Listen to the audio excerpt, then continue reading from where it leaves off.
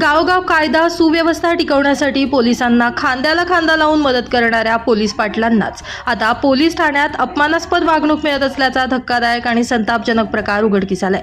Pimpalgaon Baswant police ठाण्याच्या हद्दीत घडलेल्या या प्रकारामुळे संपूर्ण यंत्रणेबद्दल गंभीर प्रश्नचिन्ह निर्माण झालंय। एकूणच याची फळ काय ममतापाला असं म्हणण्याची वेळ पोलीस पाटील संघटनेवर आली आहे। मंगळवारी रात्री अंतरवेली येथील पोलीस पाटील बापूसाहेब महाले यांनी संशयित आरोपीला स्वतःहून पकडून पोलीस ठाण्यात आणलं।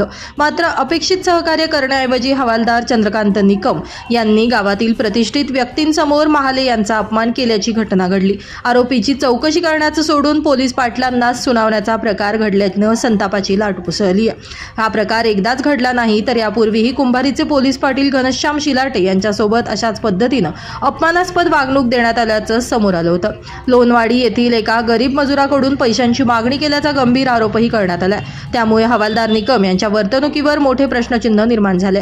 या सततच्या अपमानास्पद वागणुकीला कंटाळून अखेर बुधवारी तब्बल 19 पोलीस पाटलांनी एकत्र येत पोलीस निरीक्षकांना निवेदन सादर केलं। आम्ही पोलिसांना मदत अपमान सहन करण्यासाठी करतो का असा संतप्त सवाल यावेळी उपस्थित करण्यात आला। या प्रकरणाची सखोल चौकशी करून संबंधित हवालदारावर कठोर कारवाई करावी अन्यथा आंदोलनाचा इशारा पोलीस पाटील संघटनेनं दिलाय।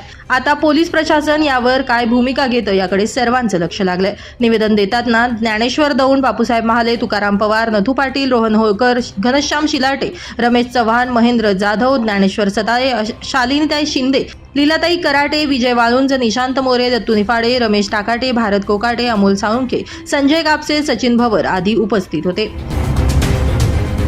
ब्युरो रिपोर्ट, नाशिक माझा न्यूज, नाशिक।